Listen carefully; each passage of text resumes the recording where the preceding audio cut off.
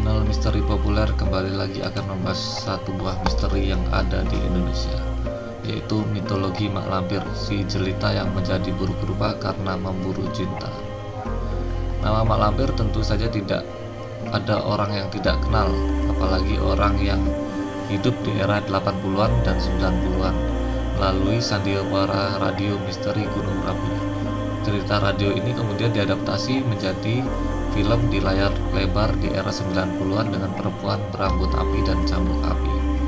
Kepopulerannya lalu dimasukkan ke dalam sinetron di era 2000-an dengan judul Misteri Gunung Merapi. Kali ini kita akan membahas tentang misteri dari mak lampir ini. Pastikan kalian sudah klik tombol like dan subscribe dulu. Mak lampir sang putri raja.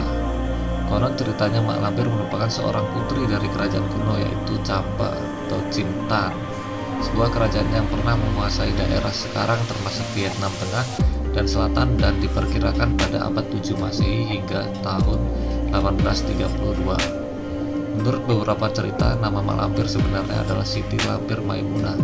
Legenda mak lampir ini pun sebenarnya berasal dari Sumatera Barat. Mitologinya cukup terkenal di beberapa wilayah tanah Sumatera, sebut saja Kabupaten Agam, Bukit Tinggi, tempat Gunung Merapi berdiri. Legenda mak lampir juga dikaitkan dengan cerita legenda 7 manusia harimau yang berasal dari Sumatera Barat, sebagian provinsi Bengkulu dan Lampung. Cerita mak lampir muda dan ayu dan pemalu. Semasa remaja, mak lampir adalah seorang gadis cantik, baik dan sangat pemalu. Kemudian ketika dewasa, ia jatuh cinta dengan seorang pengembara. Sang pengembara itu dikenal dengan nama panggilan Datuk Panglima Kumbang, yang merupakan seorang bangsawan yang bergelar Datuk dan merupakan panglima dari alam kegelapan. Datuk Panglima Kumbang disebut dapat berubah wujud menjadi seekor macan kumbang atau harimau. Cinta mak lampir pun tidak bertepuk sebelah tangan, karena nyatanya sang datuk pun menyukai mak lampir. Sayang, sejoli itu pun harus menerima kenyataan jika berhubungan keduanya tidak mendapat restu. Karena pihak kerajaan Camba mengetahui sang datuk berasal dari kaum siluman, begitupun sebaliknya.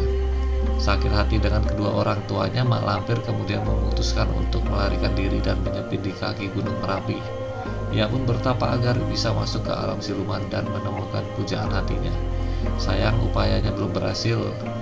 Di dalam pertapaannya itu, ia kemudian bertemu dengan seorang pertapa lain yang akhirnya menjadi gurunya dan membuatnya menjadi wanita yang sangat sakti. Guru mak lampir itu bernama Nenek Serintil, yang dikatakan cukup sakti mandraguna dari aliran hitam anggrek jingga. Nenek Serintil dikisahkan adalah seorang pertapa berasal dari Pulau Jawa menuju Batara Kala, sosok dewa yang disimbolkan sebagai raksasa berwajah menyeramkan. Karena telah memiliki kesaktian, akhirnya mak lampir kembali mencoba mencari sang pujaan hati melalui penjelajahan ke alam siluman. Hingga pada suatu hari mak lampir mendapat kabar bahwa sang datuk tewas dalam sebuah pertempuran. Hancur sudah hati mak lampir mendengar sang pujaan hati meninggalkannya. Namun dengan kesaktiannya, Nenek Serintil membekali mak lampir dengan sebuah ilmu yang mampu membangkitkan kaum siluman yang telah mati. Hanya saja kecantikan mak lampir bisa menjadi tumbangnya. Mak lampir pun akhirnya melakukan syarat itu dan berhasil membangkitkan Datuk Panglima Kumbang. Hanya saja kini parasnya tidak lagi ayu, namun berubah menjadi buruk rupa dan menyeramkan. Meski dengan wujud buruk rupa dan menyeramkan, mak lampir berharap Datuk Panglima Kumbang tetap mencintainya dan menerimanya dengan tulus. Namun yang terjadi adalah sebaliknya.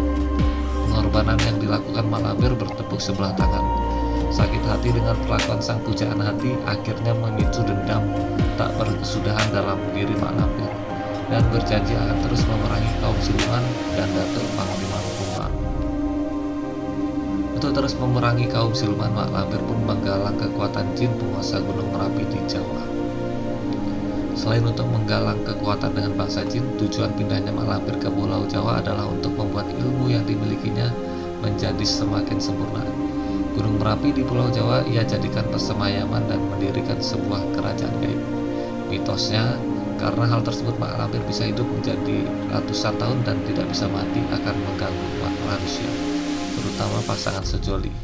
Kerajaan jin itulah yang diyakini masyarakat sekitar Gunung Merapi menjadi sangat angker dan menyeramkan.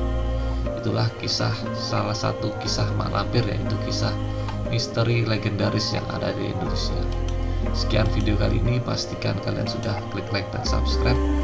Kita akan tampilkan misteri di video berikutnya. Sampai jumpa di video berikutnya.